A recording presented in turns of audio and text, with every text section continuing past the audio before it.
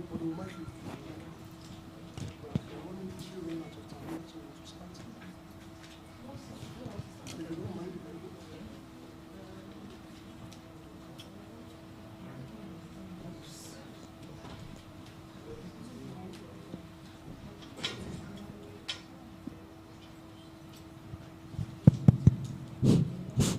Hello, 1, 2. Mic check, 1, 2. Hello. Hello.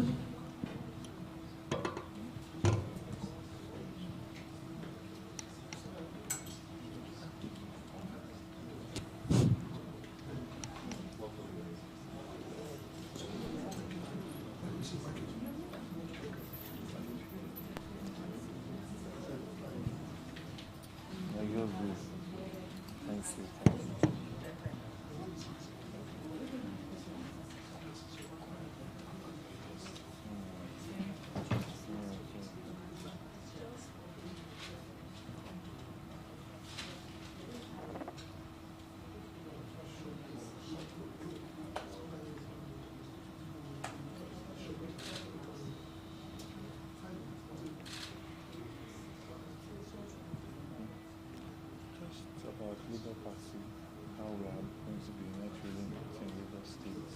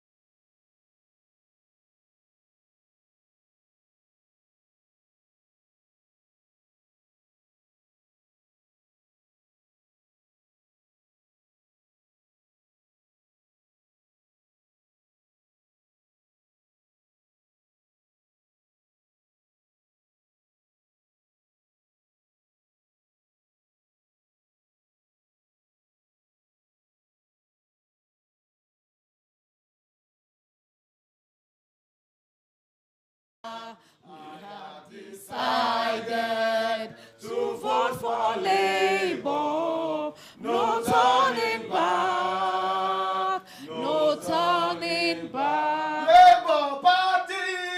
Obedience. Happy! Papa, Mama, and King. Thank you. Thank you. Please be seated. Right about now, I'd like to welcome to the podium a friend of Labour Party, a friend of GRV, our friend, Mr. Kola Yeye. He gives us the opening remarks.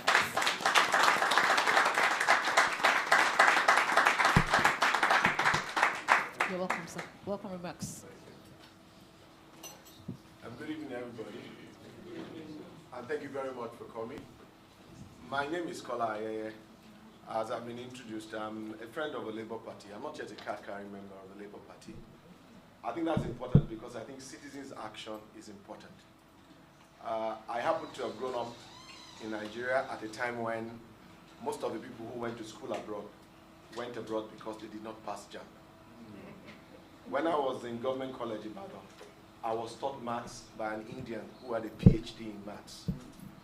That's how good the country was. When I was growing up, we were all sure that by now, Nigeria would be a first world country.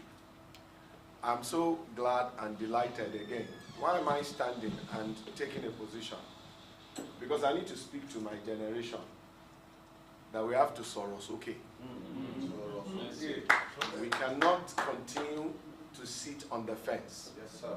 I have assessed the candidates on the block, and I'm resolutely persuaded that Lagos State will be best served if we all join our hands together and make Gbadebo Rhodes Vivour the next governor.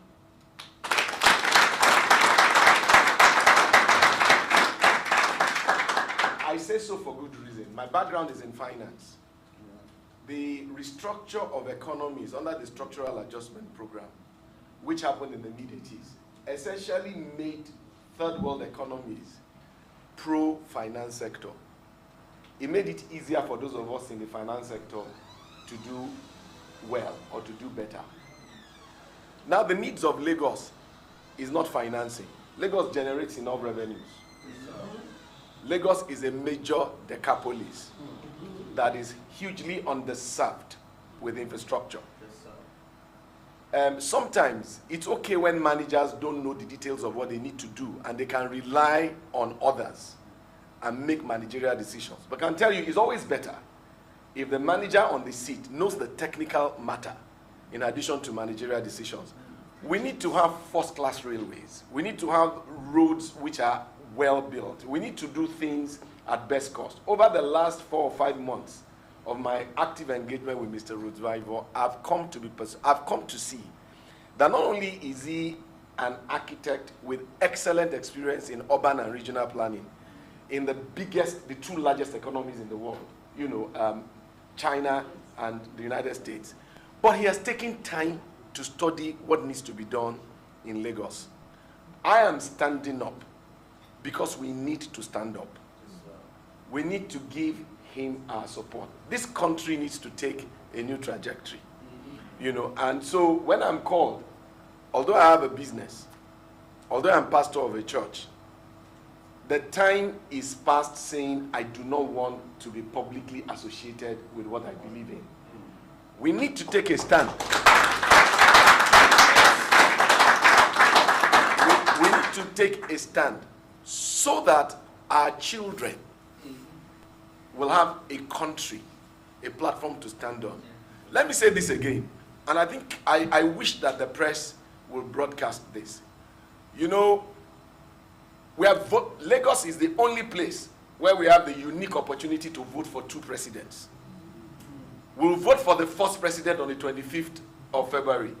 We'll vote for the second president on the 11th of March. Lagos is the only state in Nigeria where the governor has enough resources to transform the lives of the citizens, regardless of what the oil price is and regardless of what is going on all around the country. So it is extremely important that we make Lagos that place, that regardless of what is going on in Nigeria, we can create a place that every black man can be proud of. Mr. Rhodes Vivour has told me severally his vision, his commitment, his integrity, his determination. And I just feel honored that I was called upon to say a word on his behalf. GRV, we are here for you. And for as many people as we can reach out to, we'll do all that we can. Thank you, Labour Party, for making your ticket available for a great candidate such as GRV.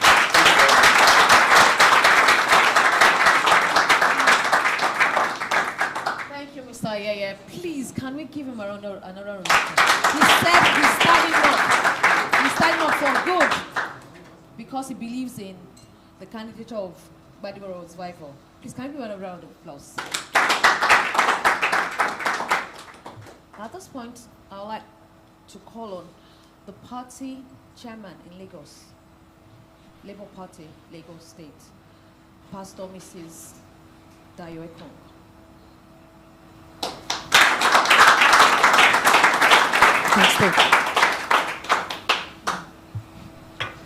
Good evening, great Nigerians. Good evening. Good evening, Lagosians. Good evening. I'm here as the chairman of Lagos State Labour Party, and we're here today to reel out what architect Gbadebo Rhodes Vivour has in stock for us.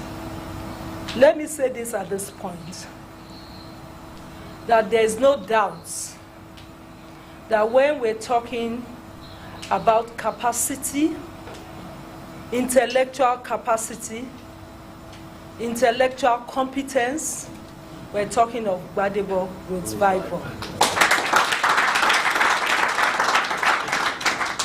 We saw him display this on Sunday on the Channels TV. When I met architect Gbadebo Rhodes Vivour, I'm telling you as a pastor, after the interaction, I saw the oil of elect on him. And I told him, you are going to be the next Lagos State governor. I tried convincing some friends. They didn't know him. But I can tell you, today, it's a different story. A lot of people believe in him, not because of what he said or the way he said what he has in plan for Lagos State. But when you see a serious-minded person, it's easy to tell.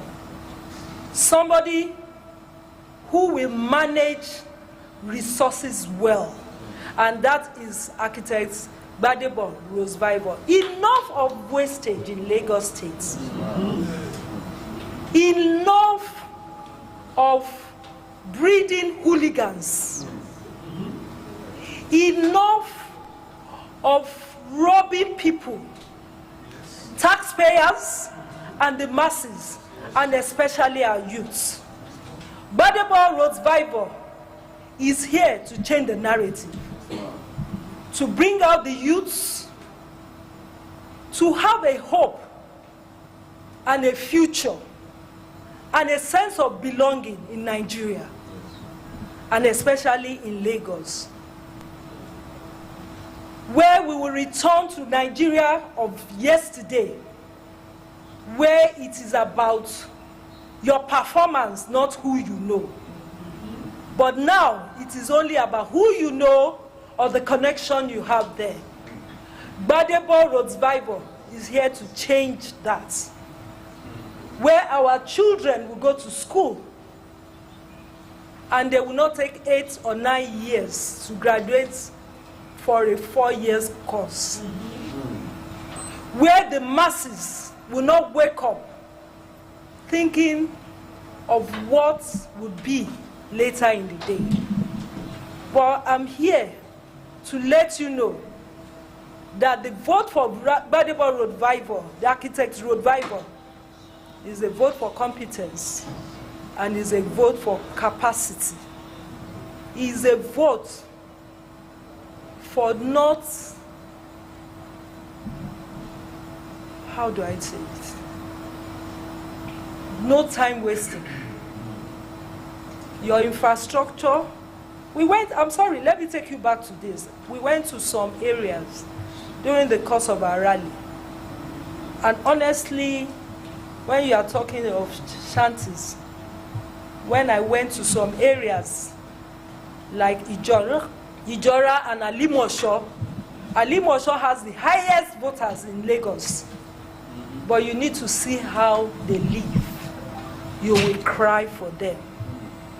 Every of this will change.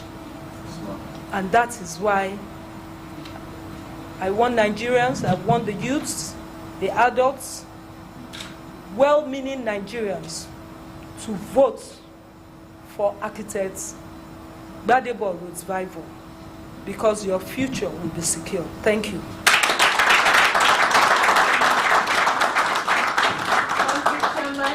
Pastor Mrs. Dayo Ikeja, thank you so very much. For a lot of us that grew up about 35, 40 years back, this is not the Lagos we know. Architect Gbadebo Rhodes Vivour is an architect. He's going to change a lot of those things that have gone wrong about Lagos State. I stand here and I say to you that I grew up largely around Yaba. He's an architect, he knows what I'm talking about.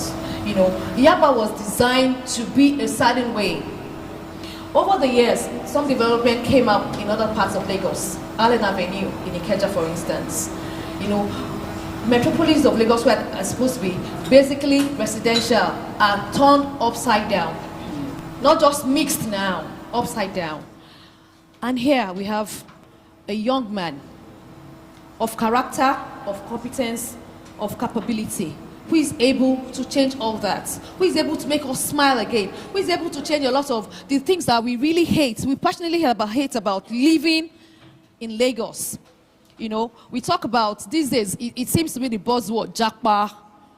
Our youth are here, Jakpa. For the people that are not, for the not so young, you know, family men and women, it is Sakpa. The narrative is changing because we are going to support, like he said, we're going to stand up for Gbadebo Rhodes Vivour. Please, as we go on in the program, I'd like to say that in another few minutes, we're going live. And once we go live, we're calling on him to come and give his address. Please, I implore you, no noise, absolutely no noise, no moving about. Thank you very much. I have a quick announcement. If you're the owner of this car, KSF 343FS, Toyota Camry, please go and return. As we go, like we don't want disruptions. Toyota Camry, KSF 343FS.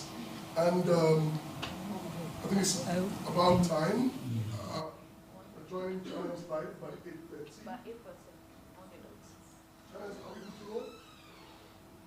We have about 1.5 minutes. Sit down. Get comfortable. Yeah. Yeah. I don't need this mic here, right? No, you don't. I'll take it away. The teleprompter. Please on me. Okay. Yeah? Okay. Okay, no problem. Know that God has ordained you to be able to communicate, and the aura of God around you is light. Okay. Amen. So that light you are bringing out. I'd like to take the next Amen. Amen. 46 seconds to quickly introduce some members of the Labour Party ESCO that are here present. Please meet our chairman. She's Mrs. Pastor Dayo Ikeja. Pastor Mrs. Dayo Ikeja. On the other side of the table, we have our woman leader. That is Hajia Amina Usman. We have here with us this evening Pastor Lanre Adenuga. He's a deputy state chairman. Please welcome with me Lady Funke Awolowo. She's also a state woman leader, state deputy leader. We have in the studio Heritage. That's the face of our Labour Party Lagos youths. Labour Party. There is Mrs. Lady Jennifer Okachi. She's Labour Party treasurer. Please welcome her. There is Mary Zibili in the audience, and she's an assistant youth leader. Please welcome her. Hilary is around. All right, so on this note, I would like to introduce the candidate of our great party, Labour Party, Mr. Gbadebo. Rhodes Vivour. Make his live broadcast Addressed to State of Lagos address. Can you please welcome him? Please welcome him.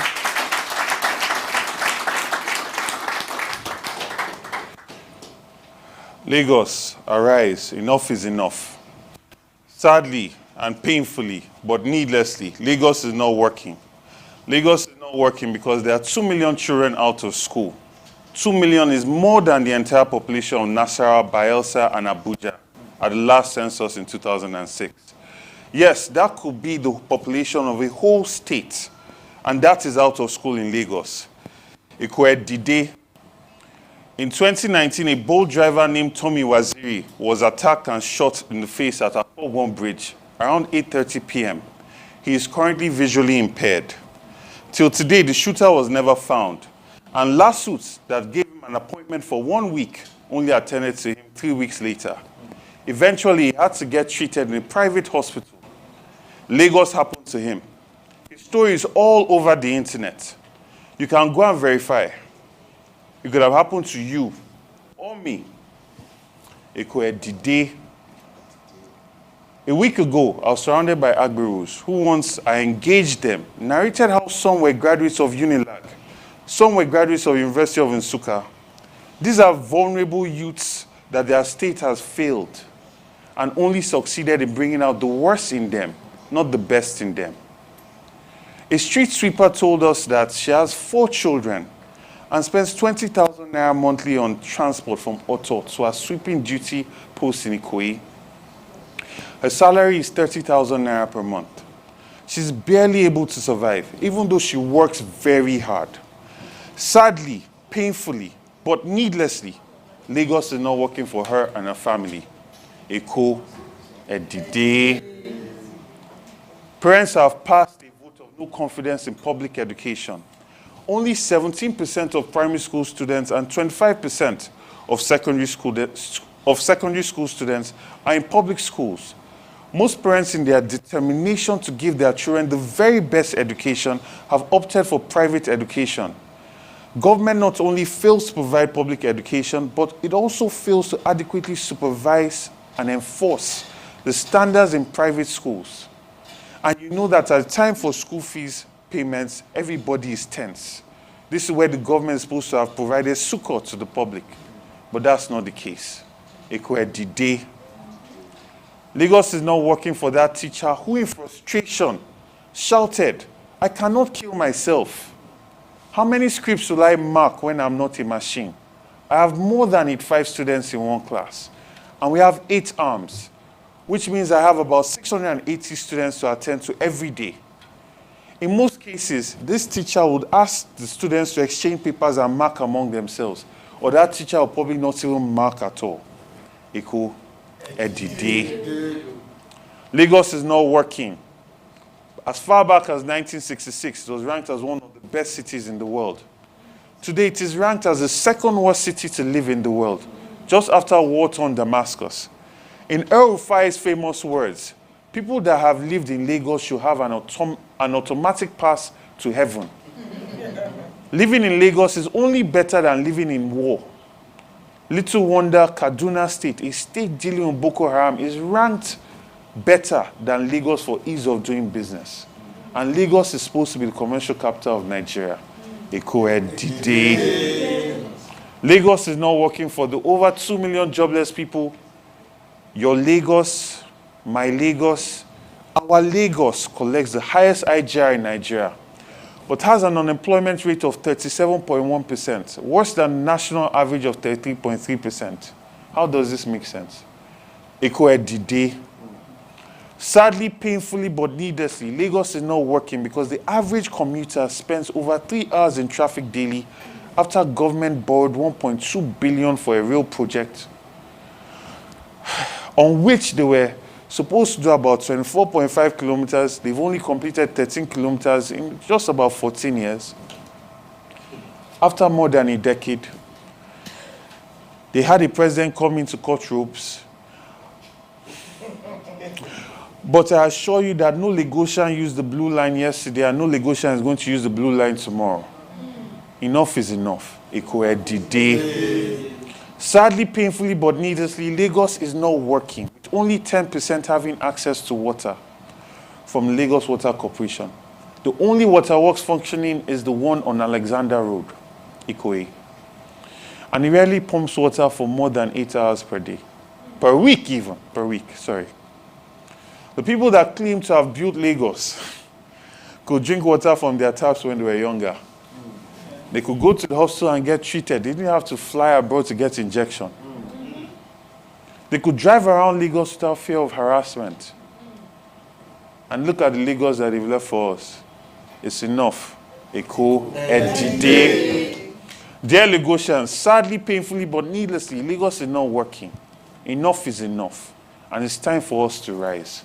My name is Gbadebo Vivour.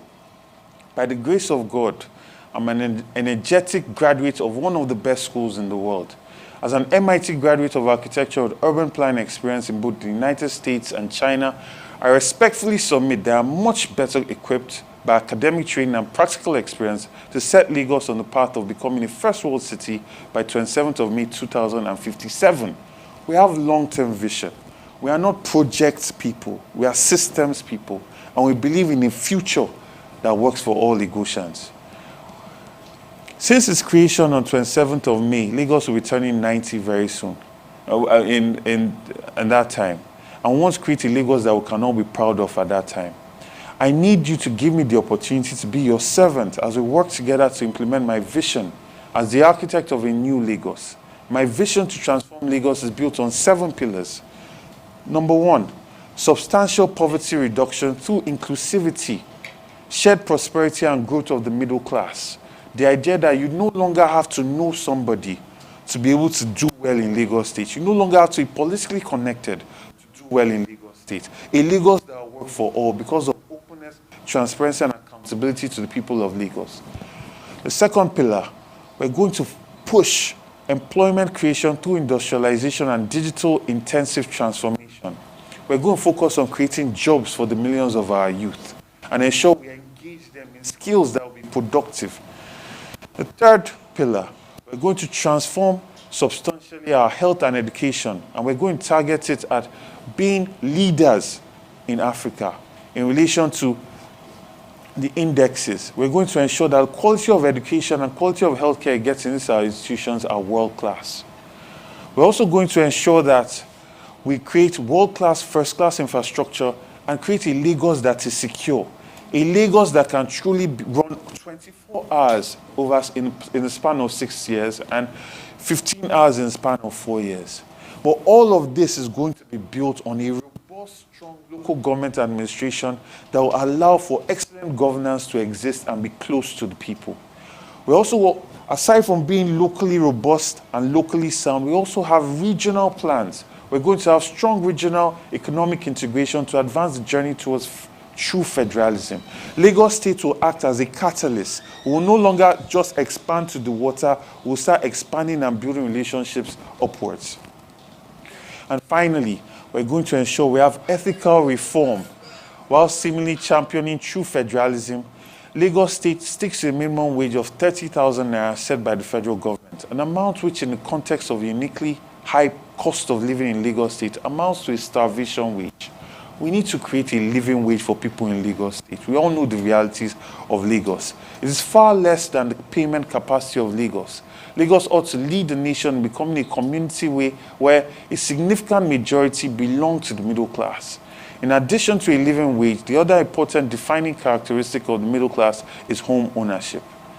Our manifesto has been painstakingly prepared to ensure that we have a lot of details that describe the objective, which is to allow people to be able to rise up. We want to lift people up to a proper living quality of life. And that's what we're going to create in Lagos today.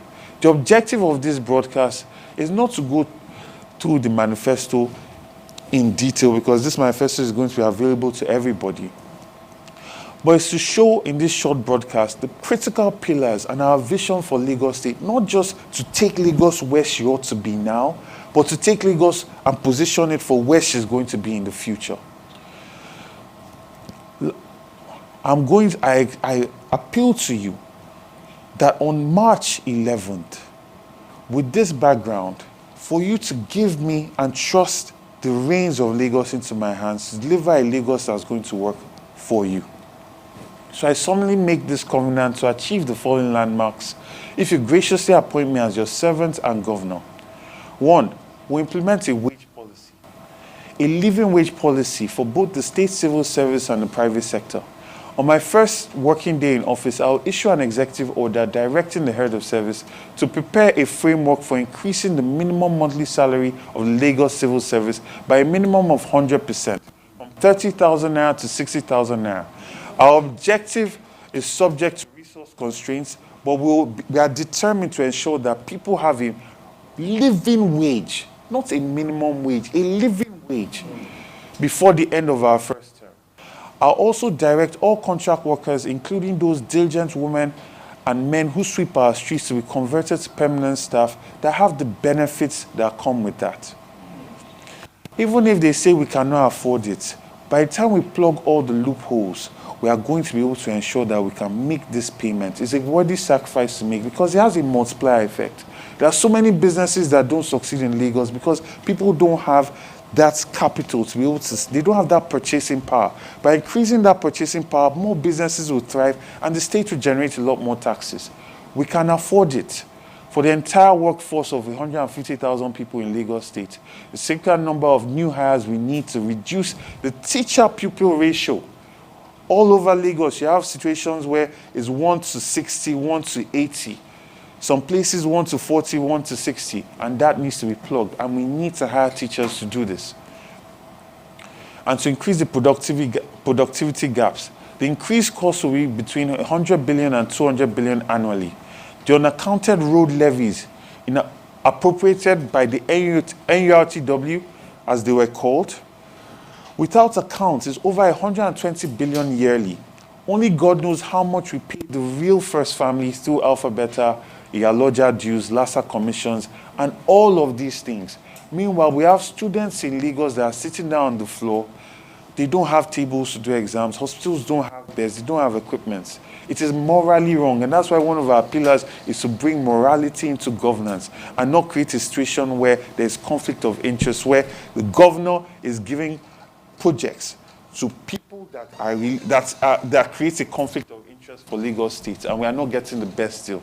Our government is going to deliver the best deal for Lagosians. It hasn't been done because it has never been priority. Civil servants, I promise you that with me as governor, you will earn a living wage starting with a 100% increase. For the private sector,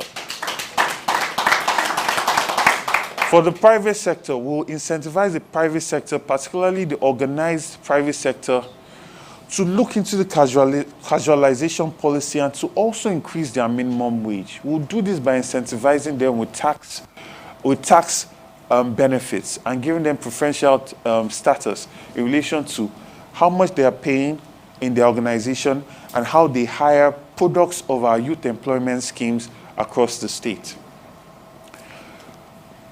No more will graduates remain on contract for decades on mega wages without the benefits such as health and pensions without the benefits of health and pensions. Our reviews show that this is as much in the interest of the employers as the employees. Increase of low-level wages has a significant domestic multiplier leading to economic growth and improved performance by these companies.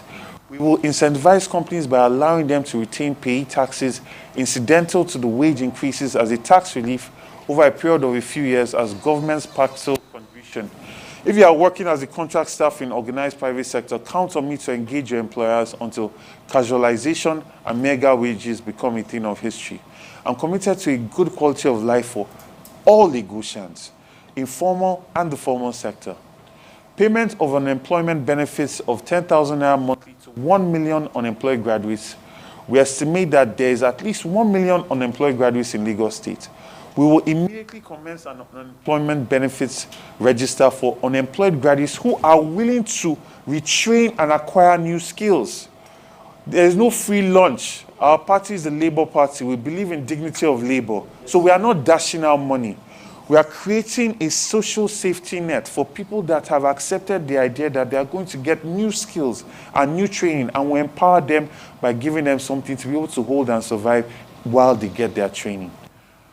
We're going to ensure that profitable self-employment, every month we'll add 50,000 people to our unemployment benefits register through a transparent evaluation and balloting system.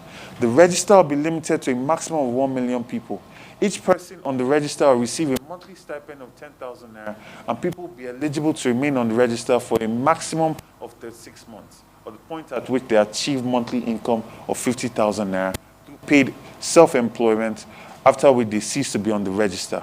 We expect these to be citizens who take their civic responsibilities, including voting seriously, and are responsible members of society. Our planning has been painstaking. For 50,000 employees at 10,000 naira each will cost 500 million per month, or 6 billion per annum. By the time we reach the limit of 1 million, it will cost us 10 billion monthly and 120 billion per annum. Our annual budget is currently 1.8 trillion, and we can support that. Take my word, Lagos State will pay unemployment benefits under my watch. Not to encourage indolence, but strictly for those determined to move onto self-reliance by acquiring the needed skills to survive in a city like Lagos. The third pillar that we have and what we're going to do, home ownership. We're targeting to have 1 million owners of homes, and we will start a private sector-led owner-occupier home scheme targeted at producing 1 million homeowners over a period of 20 years. This is feasible because it will be private sector-led. Government will provide the support and enabling environment to make mass adoption and mass delivery feasible. By the grace of God, it will be done, and you can hold me to that. Another important thing that we're going to achieve is introduction of rail transportation in Lagos State. You cannot have a mega city without mass transit and without rail. And this is the key to get rid of the traffic problems that we've been suffering in Lagos State. By delivery of a minimum of 100 kilometers of rail in a transparent manner, we'll deliver 4 new rail routes in 4 years to transform transportation for Lagosians. This will comprehensively solve the major traffic problems of Lagos and transform the state, and this will be my signature achievement for my administration should you elect me as governor of Lagos State. It will serve as a catalyst for industrialization of Lagos, and to not only carry human beings, it also carry cargo. We saw what happened the other day where a container fell on and killed children in Keke Napep, and this has happened too many times for us in Lagos State. We now need to make sure that our cargo is moving by rail, and to do this we have to provide rail infrastructure, which we're going to do. We're also going to ensure that we have a transparent system for procurement, and our policies are business friendly and industrialization focused. Government is going to pay all suppliers and counterparties within 90 days of invoice and enforce it strictly. I'm assuring all our suppliers and contractors that their invoices will be approved seamlessly. We will digitize the approval process and minimize human interface to drastically reduce corruption. My principal, His Excellency Peter Obi, did this in Anambra, and I'll follow in his footsteps. And as I make this pledge to contractors, I also demand that they will benchmark all the work they do to World Bank benchmark standards. We are going to create an open and transparent government for them. They will have no need to pay bribes, but we'll get the best deals for Lagosians for the services that they render. We'll use large multi-year orders to attract establishment of industries, government expenditure will be transparent. It will be used to promote industrialization, generate local value added, and create middle-class employment. Specifically, before 100 days in office, I'll issue a guarantee for a minimum purchase of 10,000 vehicles over 10 years from any vehicle manufacturer who set up a local assembly plant in Lagos, together with component suppliers, such that value added in Lagos must not be less than 50%. In doing this, our aim is to create jobs for our many youth in Lagos State and to domicile the idea of productivity. Like my principle says, we must move from consumption to production. Post 100 days will facilitate the setting up of a real bus and ferry assembly plant within the state, committing to offtake of minimum quantity annually, which will provide a base for the takeoff of steel and machinery industries for the economic benefit of Lagos and the welfare and prosperity of Lagosians. We must also introduce credit into our system. It is not normal that we have to pay our rents in 1 year, buy our cars and pay everything automatically. This is what leads to greed and accumulation and stealing. People will be able to access single-digit business loans. We'll work with local and international banks to create a loan scheme to provide SMEs with access to capital, particularly those with potential for creating middle-class jobs. We expect that the cost of capital to be single digits. The scheme will be in trenches of 100 billion until it reaches 1 trillion. Substantial transformation of education is also part of our agenda, and we're going to target at the African continent, welcoming to lead the African continent. We're going to have public schools with quality comparable to the best private schools in the world. And we'll transform this with public and private education, whereby the best private sector education practitioners will collaborate with government so that our public schools will achieve standards comparable to the best private schools in the world. Lagos State government will also supervise private schools to make sure that we're all committed to best practice. We'll also substantially transform the health system and ensure that the health system is one that we can be proud of. Lagos State is going to be a state that will manage its waste. We waste too much waste in Lagos State, and we're going to create a system that is open, that is depoliticized, and we ensure that we get the most out of our waste. We're going to upcycle, we're going to recycle. We're going to ensure that we make the most of our waste, and Lagos State can eventually breathe again. Lagos State will no longer be a state that stinks. We want a state that we can all be proud of, and everybody will have access to waste management. We're also going to create a Lagos State where our waters are going to be dredged properly. We're creating a government that provides platforms, not building projects or white elephant projects. We're going to build platforms that people can plug into, and it's open and transparent and accessible to everybody. Our transportation system will create a truly intermodal transport system. We're going to dredge our waterways and provide data to the public so that they can understand how they can get into water transportation business. We're also going to make sure that all across the state, we can interlink it. We're going to expand the Lagos East and we're going to expand the Lagos West. Expand development in these places. From the VI section, we're going to connect it all the way down to Bejuleki on one end of the lagoon. At the other end of the lagoon, Ikeja all the way to Ekpe. We're going to create a belt road and link them with 6 bridges so that we interconnect Lagos in a firm way. Across Lagos West as well, we're going to do this as well so that we bring everybody into Lagos.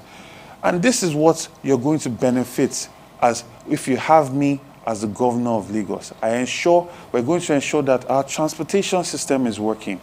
Our waste management is working, and you truly benefit from it. Our education system is working. Our healthcare system is working. Our local governments will be run by potential governors. It will be a pipeline by which governors of the state can be elected. Our inner roads will be done, and we benchmarks to World Bank standards. And you can be rest assured that with all of this in place, you're going to have a Lagos that will work. Lagos that will work for all of you, for me, for you. We're going to have our Lagos, and that's the Lagos that I'm going to leave for you. Thank you so much. God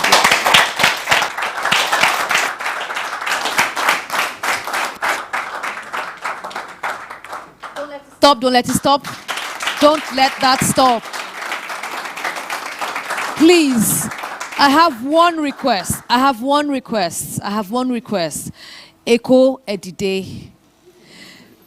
Behold, architect of New Lagos. New Lagos.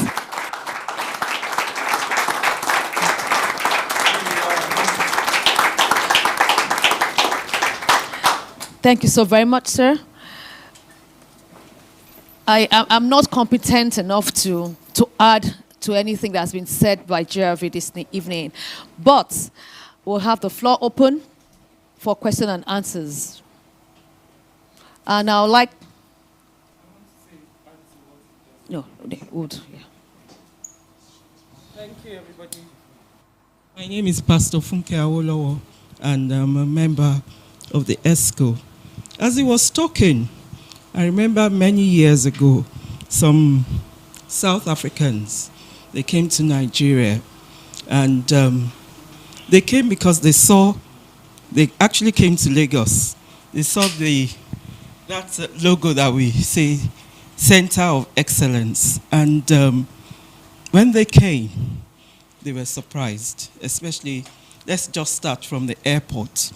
And because I was in the group of the people that received them, you know, they were asking in their accent, very deep South African accent, that where is the center? They thought there was a particular building that was the Center of Excellence. And the head pastor who was in the team kept on ignoring it because he couldn't really fathom, or he didn't know how to answer it. And today, as I listened to him, you know, the Lagos that stinks, I think they went through Alausa, the whole place was stinking and all that. And, you know, pastor had to explain and explain. And I want to say, behold Lagos, you know, because really, we really need to get down to really the roots of the matter and rebuild Lagos. And I'm glad that, Gbadebo, you've answered all the questions, and we will live up to that name of being the center of excellence. Thank you, Pastor Awolowo. Please, I would like to tell us that we have 5 minutes to the end of this live broadcast, and so we'll take questions from our friends from the media. With a show of hand, please. Media. Please. I'm sorry. Introduce yourself. Be concise. Utami Ikpeyi. I work for Agence France Presse, AFP. Your colleagues have been on the road for some time, your counterparts. That is other aspirants vying for the office. Why did it take you this long to show yourself? Thank you. So, in 2019, I was central candidate for the PDP. You might be aware of that. I was center for Lagos West. I did that at 35. I had the most votes in the party. Our strategy is a surge strategy. Every party has their strategy. There's a lot of work that we've been doing on the ground because a lot of our supporters have been harassed and targeted by the ruling party. You might have seen last week where one of our members was macheted on his forehead because he was just posting a poster. You might have heard about the flag boys that were nearly burned to death at Oshodi interchange, right? So there's a lot of work that is not being publicized, but you cannot hide a pregnancy for too long. The time has come now where you must recognize that we are pregnant with ideas. We are pregnant with a new Lagos, and we are going to birth it by God's grace. Thank you. 1 minute. Good evening, Mr. Rhodes Bible. Thank you. You elucidated so much. I just have 2 questions. One, you listed very lofty goals, ideas, and you want to push. There's one thing politicians don't tell us. How do you finance them? It's key. Secondly, one major problem we have in Lagos State is our attitude to public service. Everybody believes that it's in government to make money. You may be good, you may be nice, you may want to do well, but you can't run the show alone. We need attitudinal change. We have to change our mentality about public service, not to make money. No commissioner can buy house in this Ikeja from his legitimate income. And members of your cabinet might think that being in power, you give the opportunity to buy house in Lekki. Labour Party, you know, they give shishi. Like you always say, how do you change people's attitude to public service? My name is Samuel. This day. We'll let GRV answer that, and then we'll take 2 more questions. No, sorry, I can't. What was this? He's talking about finance. How do we finance these things? Sorry. So our first aim, port of call, is opening Lagos State finances, right? Publishing it. You're not going to have to look for our finances or our line-by-line items of cost and procurement. I did discuss that, right? And in doing that, we'll actually start to see the real cost of what it takes to do these projects in Lagos State. By default, since 1999, Lagos State has been doing times 4x in terms of cost, right? You're getting a ramp or a flyover, you could have had 4, right? You look at 1.2 billion rail that they did 16 kilometers in how many years? You could have had, you could have had 27 kilometers or even more than that, right? So we're going to open that up. We're going to block all the leakages. So believe me, in doing that and opening up transparency and setting a World Bank benchmark where all projects must be done based on that benchmark, you'll find that we can finance most of these things. It's not rocket science. Secondly, we are not tying our purse strings to the accounts or we are not tying development of Lagos to the purse strings of the state. Our job, like I said, is creating platforms. We are taking out all the bottlenecks of government to allow the private sector to be able to come in. Our job is to supervise and ensure that the private sector, we create an enabling environment for the private sector so they can invest in infrastructure development. We are also part owners, but we are going to make sure, our major aim is to make sure that that value is delivered to the people of Lagos at the cheapest, most affordable price. Our commitment to that is not taking bribes and being open and transparent. The business sector and the private sector's part in that is giving us the best quality at the best possible price, right? So that's how we're going to do these things. Oh, sorry. You also asked a question about attitudinal change, right? You see, you cannot expect a leader or leaders or a group of people to get into position by buying their way in, and they will prioritize your welfare or your interest. Peter Obi saying that we know they give shishi. It's not that we don't have to give shishi. It's not that he doesn't have to give shishi. But the man that wants to keep his respect for the people and wants to work and serve the people is not going to want to pay the people. You don't go and apply for a job and pay to get employed. You understand? And that is the difference with the Labour Party. We are restoring dignity to Labour. We are removing the idea of monkey they walk, baboon they chop. We are getting rid of ease of money, disrespect of money, because people have wealth without enterprise. That's what we're trying to change. That is what we're working on. And that's what we want to change. And we're coming into government with that mindset. And yes, there might be the rotten apples and rotten few, but we are determined to set this as the new normal. And God will help us with His Excellency Peter Obi in Abuja and myself in Lagos will make it a reality. Ask your questions, then pass it on to him. Thank you very much, Mr. Gbadebo. Honestly, I'm really impressed by your delivery. And my name is Ikeja from Daily Independent newspaper, actually standing for my politics editor. Thank you very much. I'm actually particularly interested in, Lagos is about wetland and wetland around the Ikeja axis where houses fall every time. I'm so particular about it because I was nearly been a victim. My twin was almost being killed because an engineer, he was doing the last building that fell there. So you may not have mentioned something. What is your plan of your government to make sure that developers and builders and engineers stick to the norms? Because given the nature, given the topography, the kind of land we have in Lekki and Ikeja axis. Secondly, it's only one road that leads to that particular area. And the road is not even as if it's wide. What is your plan towards making that area very, very viable, given that is the area the state is being developed gradually? Thank you very much. Thank you so much. I don't think I need the mic. Thank you so much. I'm a politician. Please, sir. Yes. Please, there's a car that is blocking someone. Highlander, a wine Highlander. Please, the number is GGE 103HP. Please go repark right now. Thank you. That's a very wonderful question, and I did not get to talk about that in my speech. There are a number of things. Obviously, time 30 minutes to talk about the problems of Lagos and our vision for Lagos is way too short. But this is one of my primary interests, especially as an architect. We're going to have and implement, because you know Lagos State is a very tokenist state. They do things for headlines, and then you have an impression that something has been done. Just like if you're not really aware, you really believe that somebody woke up and entered the blue line today because Buhari came and cut the tape. You understand what I'm saying?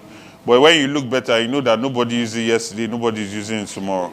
So they have done a draft of a wetland protection plan, but they have not implemented it. We are going to implement a wetland protection plan. We're going to map it out. It's going to be sacrosanct to our urban development and urban regeneration plans for Lagos State. We're going to have a situation, because wetlands are natural reservoirs for water, right? And the more people feel it, the more water gets stuck in the city, right? So we're going to have a wetland protection plan and enforce it, right? Because currently the agency that's in charge of it is the one giving developers the land. So that needs to be taken out. Needs to be completely dismantled. So we have a wetland protection plan.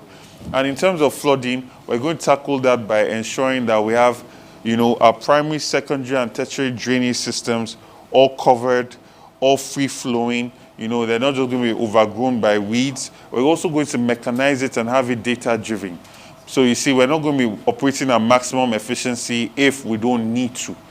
So when we know the amount of rainfall, the amount of water coming in there, that would then determine how much the engines that take the water out actually work. So wetland protection is extremely important for us, and drainage also is extremely important. We're going to look into all of that. And for people that have built on wetlands, right, we are going to be given an option.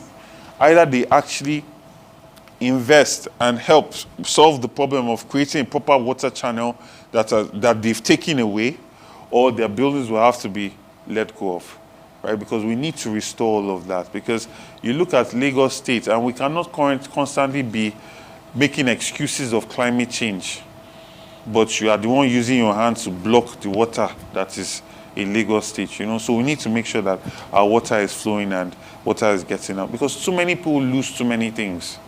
If you have not been a victim of it, you will not really know the extent of loss that water can actually give to a person. So that was the first question. Your second question was? The one? Yeah, please. Oh, yes. So I expanded on that. We're going to create a belt road. That's the most efficient type of design. I explained it on this side, you're connecting VI all the way to Bejileki. On that side, Ikorodu, all the way to Ekpe, and connecting them at their shortest points by bridges. If you look at London, you see the River Thames goes through it. There are over 52 bridges that are going over it, right? And that is efficient interweaving of a city, right? So that's what we are going to create on the Lagos East axis, so that every community can then be expanded. When you look at Northern Foreshore upwards, there's nothing there. Right, so by doing that, we are opening up that entire axis so that we can start to make Lagos State decentralized, right? And that's really where we need to get to. Thank you very much. I want to ask you, and I don't know if Madam Chairman will answer this. In winning the election in Lagos since 1999, it is difficult for an opposition to take on the party in power. The closest we have gotten to is winning an assembly or an House of Representatives. As we speak now in Lagos State, beautiful manifestos, we'll have to look at the strategy of winning this election. I'm not aware at the very moment if your party across local government in terms of candidates for assembly, House of Representatives and Senators are intact, because if you're going to win an election, if you are very serious with this election, you have to go as a team, because these are the people that will go to grassroots and work for you, for people. So I want to know the strategies, if the team is complete, and at the moment, what is the party doing to make sure that you come out victory in the general election? Yes. Thank you so much.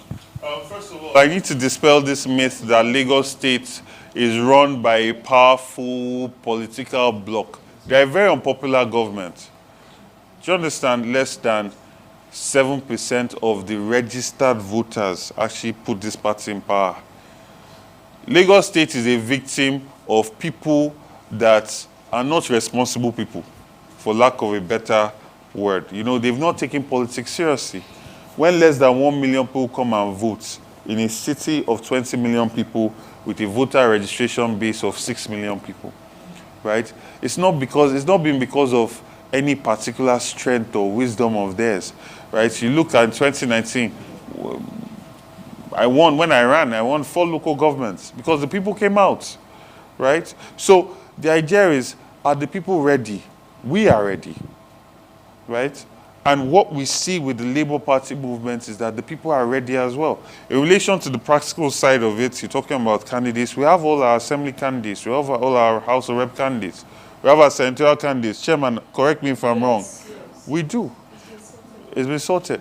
So we're pushing ahead. Like I told you, and I've always said this in every interview, we are pursuing a surge strategy because we must balance the means and resources we have with the goal that we're trying to achieve, right? And that's what we're doing. And I'm sure you can testify that you are feeling the surge right now. So it's only going to increase. The momentum is only going to get harder. It's building up. And you can rest assured that, yes, you'll start seeing all our candidates campaigning, their posters up and everything. And we're already doing door-to-door, market-to-market, right? Again, I also have to admit and say to you that a lot of work that we're doing is clandestine, because we cannot afford to put our supporters in harm's way, right? We've gone to see the police. We've told them our worries, and I can see that security-wise, things are already starting to happen. So we're very confident that we're forming next government in Lagos State.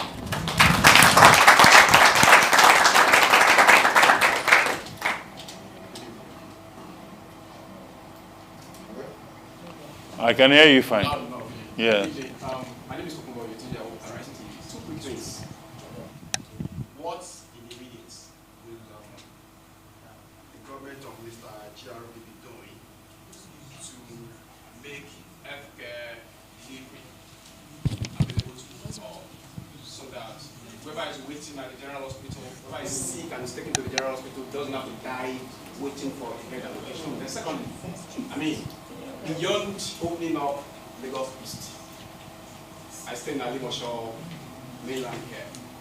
What I want to know is, in the immediate, what are you going to do to ensure that my community from one part of Lagos to the other is as easy as it can be? Then secondly, there is a 30-year, no, that's just one place. There's a 30-year development plan launched recently introduced by the current government. Will that be getting any attention from the government of the people you are elected in March? Thank you, sir. Your name, sir? Please introduce yourself. My name is Tukumbo. Thank you so much. Thank you so much. Healthcare, I thank you. I thank you for that question, because it allows me to get into healthcare as, you know, how I really ought to have gotten into it. For us, we're going to focus on primary healthcare and preventative medicine. And all of this also is tied into having a robust local government system, right? So like I keep emphasizing, we're going to have potential governors as local government chairmen.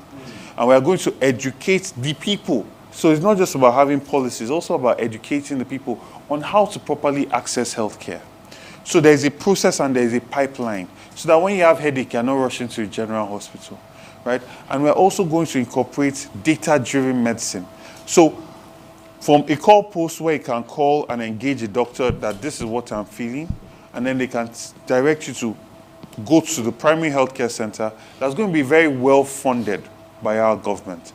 And we're going to normalize diagnostic tests, because healthcare must be data-driven, right? Diagnostic tests will become mandatory. Even as I'm running now, I've created micro-health insurance for Lagosians to normalize getting diagnostic tests. And this is done in partnerships with pharmacies that are in your area, right? So we're going to also, because I wanted to test it as policy before I then get into government.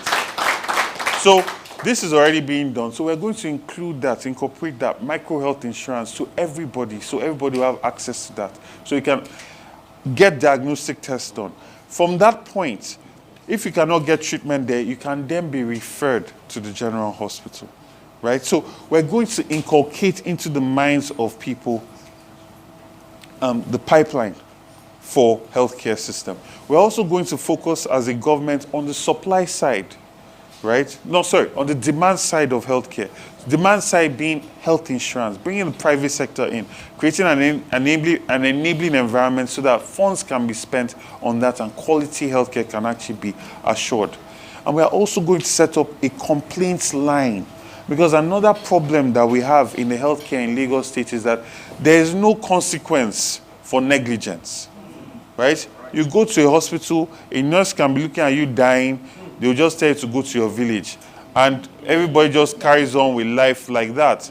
And that is not acceptable. So as part of the process, there will be a hotline that you can call, and there will be consequences to that. There's blacklisting that's going to happen. Now, because this is tied into the local government, right, there are now consequences for these things, because local government is also supposed to be funding, right? And then people can then be held accountable.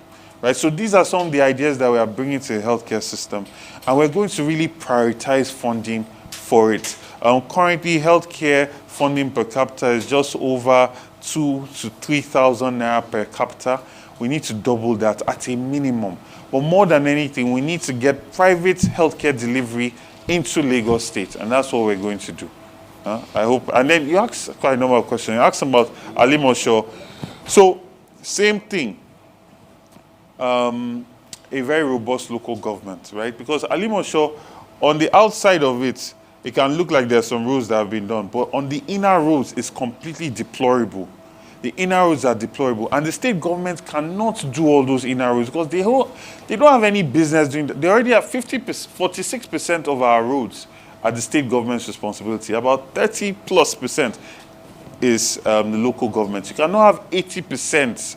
Right, being done by the state government is not possible. So we need to, again, devolve these powers to the local government, ensure that they can do these roles. We'll set benchmarks for the quality that they must have and the life expectancy that they must have, and tie it into the final payment to the contractor. We'll also ensure that we're doing youth skill acquisition programs so the youth in Alimosho can be very well engaged and productive members of society. And more than anything, we need to create a feeling of safety. You see, safety and security is not seen, it is felt. I tell people that when you're in London, you don't see fences. People don't live in cages with their burglary proof, right? But nobody will tell you that you should not climb into that person's house, because they know that they can see you and they will trace where you are coming from. So security is not seen, but it is felt. And that is what we need to create in Lagos State, the surveillance and all of that. And in so doing, Alimosho can then become a hotbed for productivity, right? You don't have to be running to get home because you don't want to be mugged by one agri or the other. You understand? And businesses can thrive. And then you also asked one more question, even though you said you only asked 2 questions. What was your third question? Alimosho. Okay, see, listen, the Lagos State has policy that is good on paper. I'm coming to restore excellence to Lagos. So anything that is excellent, I will take and make better. But I am not going to settle for mediocrity. The 4th mainland bridge is mediocre. It does not solve the problems of Lagos. You are just creating another lane for people to be on the road for hours again, right? It's another white elephant project that we hear every 4 years when it's time for election. What we're going to do instead is that circular belt of Lagos East that I've told you about. But there are projects that, I mean, during Ambode's time, it was the first time that I saw a fire truck. It was the first time I saw the LRU, right? Emergency response was on point then.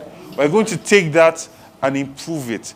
Ambode also worked on trying to create an art axis in Onikon. You see J.K. Randall Center, you see the parking. We're going to expand that as well. So we're going to look at it. Where there's merit, we'll hold on to it, right? If we look at the plans for the trains, in terms of design, It's a good design because it's radial and it's spreading, right? And people will tell you that that's the best form of design.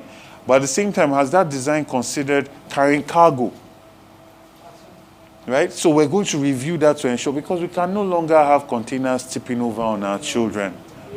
It's no longer acceptable. We have to do better. So thank you. I think I should just stand. I was supposed to sitting down, getting up, sitting down, getting up. Maybe I should go and even stand there, like His Excellency Peter Obi. Hi, my name is Abisola Laode. I work with Zikoko Citizen. Zikoko Citizen. Okay. Yes. So I have, yes. You smile. So I have two questions. The first one, I've heard you talk about, you're going to make sure in the local governments, those that head these places will be a pipeline to becoming governors. I don't understand what that means. Are you saying you're going to, obviously when you win, there will be a political shift, and possibly Labour Party could take positions in all these places. Are you saying you're going to make sure the candidates of your party are going to be possible governors on the local government level, or you're going to impose candidates in that regard? So I'm a little bit confused. So this is, that's the first question. The second question is, I live in Festac. Mautu, Amuo, Apapa, that access. I don't even have to say it. We hear, oh yes, no, I know. But they tell you Lagos is working. So my question is, I understand some of those roads are federal government projects. We had the vice president come and promise that this is going to be taken care of. The governor has done the same thing. Everybody that comes there, will take care of this, but you cannot walk from Mautu to Apapa. You can't drive there. It's not. Do you want to die? It's not possible, because we've had issues with the port and everything. So how do you intend to solve that particular problem? I'm being selfish about this because that's where I live. No problem. That's what I want to know. So I've asked the questions. Thank you.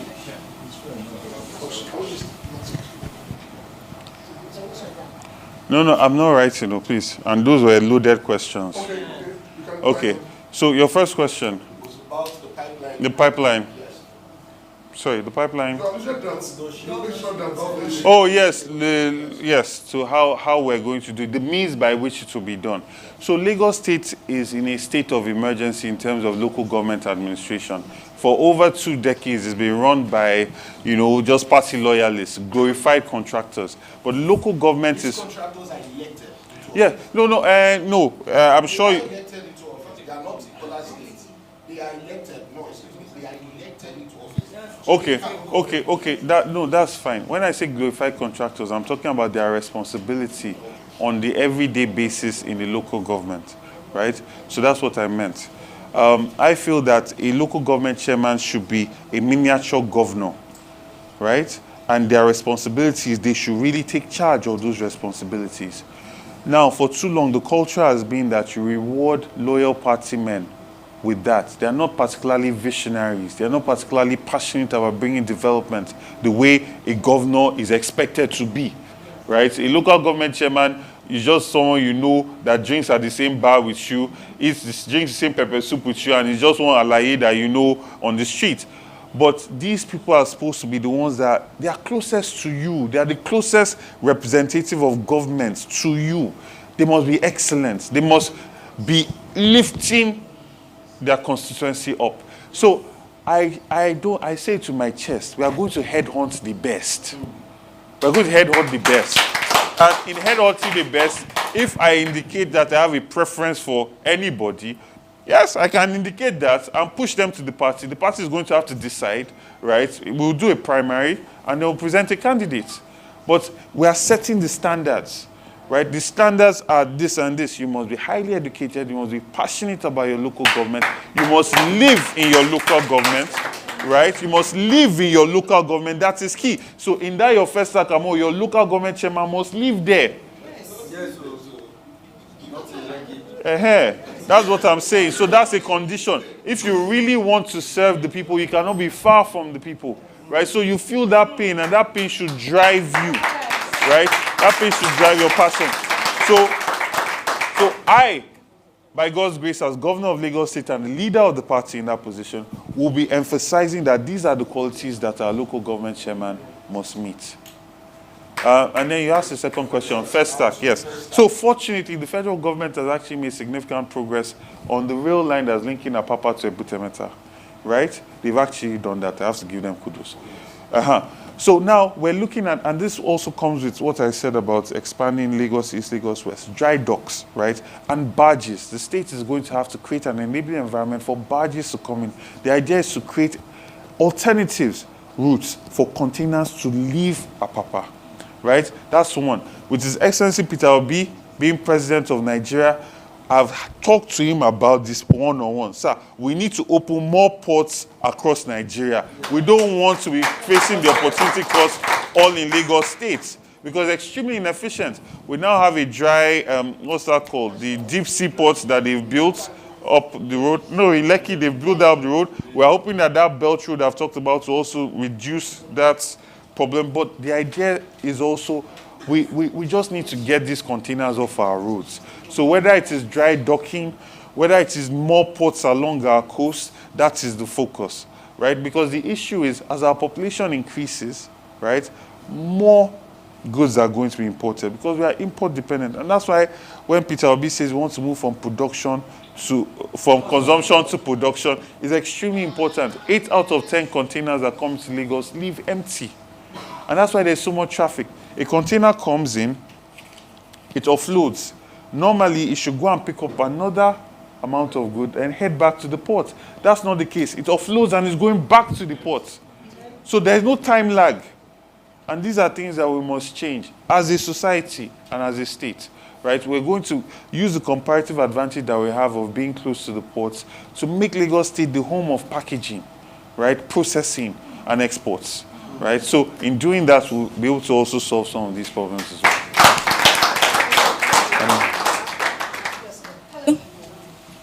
Hello. Go ahead, I can hear your voice. Hi, my name is Okwemi Raza Koyadiro from Culture Custodian. I'd like to speak to you about how inclusive your government means to be to people living with disabilities. Yeah. Because I think in Nigeria, we think of people living with disabilities when we make policies or we make, plans for them. It's always in a very, very welfare and charity based point of view.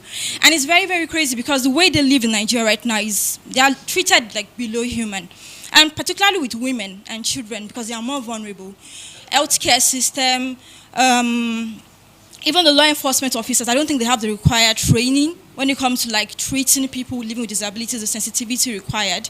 Women who live and suffer with gender-based and sexual violence cannot report properly because they don't have proper healthcare, hotlines. And the ones that can, because most people or most women who are disabled who are living with these things also live below the poverty line. So they don't have access to cell phones. They don't have access to hot meals. They don't have access to speak to people who would help them and not think of them as something to be pitied and just to be given handouts. So do you have plans for this? Because I think most of the laws and policies we have in Nigeria are very, very cosmetic. They're very, very surface-based. They just think of giving them handouts. They do a little outreach. They give people money. They put them on TV. We see people in wheelchairs carrying banners and just doing campaigns for people. And by the time campaigns are over and the government gets in place, nothing. It's just silence, on all corners. So, do you have any plans for people? You mentioned climate change and flooding. Imagine what somebody who lives with disability, who is also homeless, has to live through when there is flooding. When, people who are even fully able-bodied can get access to jobs and they're still living below. Exactly, thank you. So, do you have any plans in place for this kind of people? So for us, again, we're going to, for me, the government must collect data so they can plan properly and make sure that every proposal and every plan that they have carries people with disabilities or people that are differently abled along, right? And that's one of the things we are going to do. For us, the most important thing is to give them access and responsiveness, right? And also train the staff of government that are the people that are interacting, representing the government on how to interact with people living with disabilities and also ensure that they are open. Government is open to them. I like the idea that I talked about people dealing with domestic violence, right? This is something that is very important to me, right? And it's something that we're going to ensure that people have access to. But this can only come with interaction and engagement. So we'll set up units in each local government that will be their sole focus. In that local government, we have a registry of people that are living with disabilities. We have a registry of people that have been recently widowed. We have a registry of people that have been recently divorced. Because our government is not a socialist state, but we are creating a social welfare net, right? To ensure that people that need to be engaged in a different way will be, that will happen. So from sports to government to education, there will be allowances made for people with disabilities. But the most important idea to me is that they can engage and they know about these government policies. Because if there's no engagement like that, they will never even know about things that we have in store for them.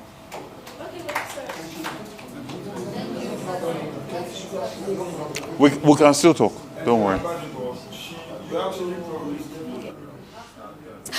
But please, I would like to also announce that there's another car that is blocking somebody. It's a Toyota Corolla. It's black in color. JJJ 810F.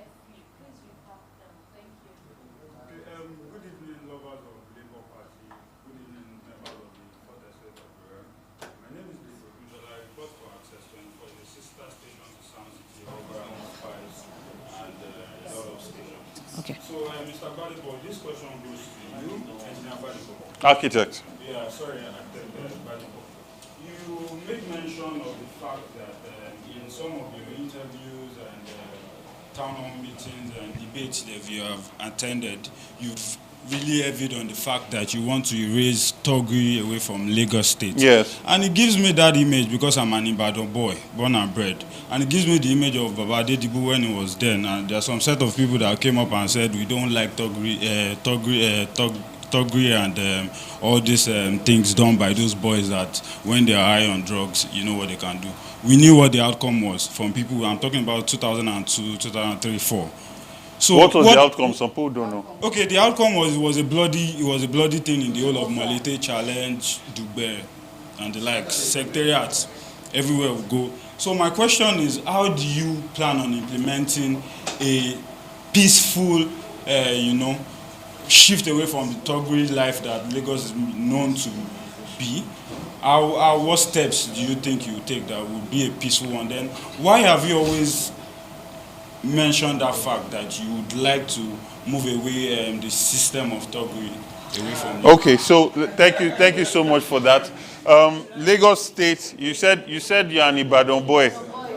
You said you're an Ibadan boy. I cannot speak for Ibadan, but I can speak for Lagos. My great-grandfather lived here. We didn't have Agberus in his time, right? We're a highly civilized, highly cultured group of people in Lagos State. And it's interesting that at the last debate, I stood next to a progeny of Doherty. I was there. The person in the middle was sort of out of place. But when you look at these two, their great-grandfathers were the first legislative house together in this Lagos State. So it's quite interesting that history brings us back together again. But I say all that to say this, that when I talk to these Agberus that we call people, Apple Junction, Alimosho, VI was the most recent one. Because every time they come and meet me, they've seen a politician, but I always ask them, if I bring work for you, would you do it? Because there's an idea that they don't want to work, that they are lazy. They just want to be high and just chasing people and harassing people. And I promise you, every time I'm waiting for the day that would be different. But every time that voice just goes away, immediately they become sober. The last time in VI, it happened to me. The guy said he's a graduate of Unilag, Art Science Department. I have a video. If you check my Twitter, I can go and verify. You see, I'm copying my principal. The video is there because when my sister was there, when he said it, I said no. Because I always tell people this, but nobody seems to believe me. I said you must record this moment. A graduate of university. The guy next to him, economics, graduate of University of Nsukka, right? And they were all saying the same thing. They want work. A lot of these young men are vulnerable youth. They are not bad people by nature. They've just adapted to be able to make a living. Because that's the only way they can survive. You think all those guys in Mushin just happen to have the same voice because that's normal? No. It's because it seems like that's the only voice that can allow people to take them seriously. And they create that voice. No, I'm serious. I'm serious. Take them out of that environment, then you see their real voice. Right? So they are victims of circumstance. So they are victims of circumstance. They are people's children, they are people's brothers, they are people's fathers. One guy there was telling me he has 3 children. Do you think he's happy to be standing on the street like this? Now, I'm not saying that all of these people we are talking about fit into this mold. Right? That's not what I'm saying. But there is a significant amount of them that want to be productive and want to make something of their life. Then there are others that vulnerable aspect has been tuned into violence. Right? And for those people that do not want to get into a productive stream and are looking for easy money or how they can rob people or take advantage of people, of citizens of Lagos, residents of Lagos, then as government, we are going to come after them with full force. They are going to be given an option as stakeholders to learn new skills, to become employable at the local government level. And we are going to incentivize companies to be able to hire them and reduce their taxes based on their hiring and give them preferential treatment in bid allocations if they are going to hire products of these programs that we've done. Now, for those that insist that they want to be harming residents of Lagos, they want to continue living that life, then they are going to have to face the full force of the law. It's just that simple. And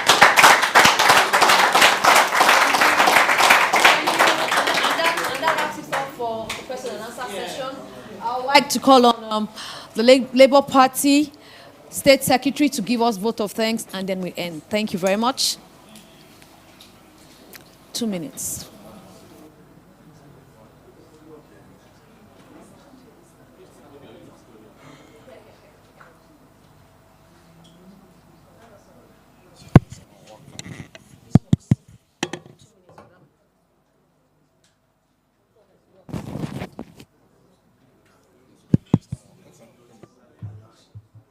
The incoming governor of Lagos State. Amen.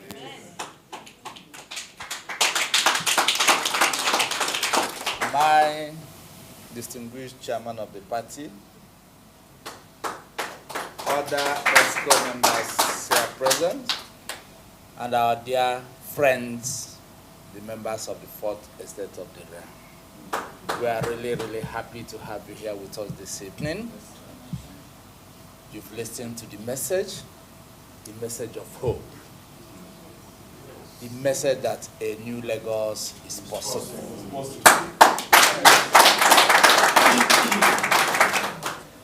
We are happy and we want you to take this message to the nooks and crannies of the city.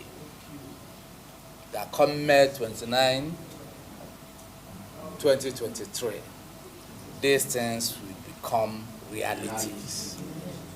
It is a promise.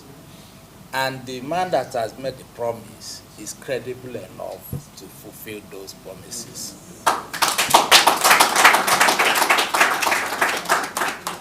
We can't thank you enough.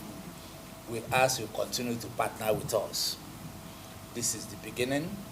In the next couple of weeks, I hope we'll be having more engagements like this for the benefit of the larger society, Lagos in particular, Nigeria in general, as Labour Party is poised to bring a bit of fresh air into the country. We thank you. We say may God continue to keep you, bless your families, continue to guide you in your career, that together we will all live to celebrate New Nigeria come May 29, 2023. And thank you very much. Thank you. Nothing more to add. I can only say that in the coming weeks and days, we'll have much of these engagements. I thank my friends from the media. I thank you for your questions. I thank you for your answers, because in asking those questions, some of you actually gave us some insight to some answers. Thank you so very much. And I'd like to say that is like, that going forward from here on, please feel free to contact us for more clarifications. If you hear things out there, you want answers, we're open to your questions. We'll try and shed light as much as possible. You've been wonderful, you've been very good.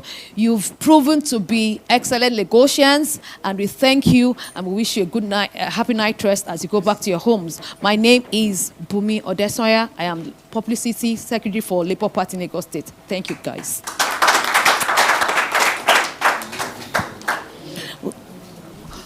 We'll take the national anthem as we close. Oh, compatriots, Nigerians call, obey, to serve our fatherland with love and strength and faith. The labors of our heroes past shall never be in vain. To serve without a mind, one nation bound in freedom, peace and unity. Thank you. I'd like to get your contact.